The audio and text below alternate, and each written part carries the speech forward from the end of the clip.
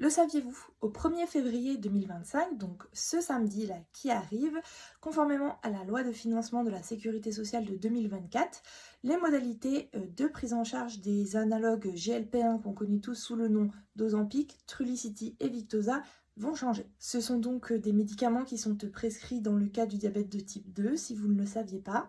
Et le prescripteur doit, à partir de cette date, reporter des renseignements importants et indispensables sur l'ordonnance ou alors sur un document qui sera donc remis au patient et qu'il devra à ce moment-là présenter au comptoir lorsqu'il va à la pharmacie chercher son traitement. Dans des cas très exceptionnels, le prescripteur peut transmettre directement à la sécurité sociale un questionnaire spécifique. Sachez cependant que ces injections sont normalement prescrites dans des associations de thérapie avec d'autres médicaments et malheureusement ne seront plus prises en charge en cas de monothérapie, sauf dans des cas très particuliers bien sûr. Cela étant dû aux effets secondaires sérieux comme les troubles gastro-intestinaux, les pancréatites et même les hypoglycémies importantes auxquelles ces médicaments vous exposent. Le misusage constaté également qui représenterait un tiers des remboursements, ce qui engendre des tensions d'approvisionnement. Comme on a pu le constater ces derniers mois, c'est toujours difficile de s'en procurer en pharmacie. Et ces tensions d'approvisionnement sont donc causées par le détournement de ces injections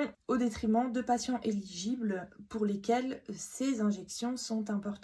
Attention tout de même, puisque ces modifications de prise en charge ne concernent que les analogues GLP-1 qui sont indiqués dans le diabète de type 2. On ne parle pas des analogues GLP-1 qui sont prescrites dans les traitements de l'obésité.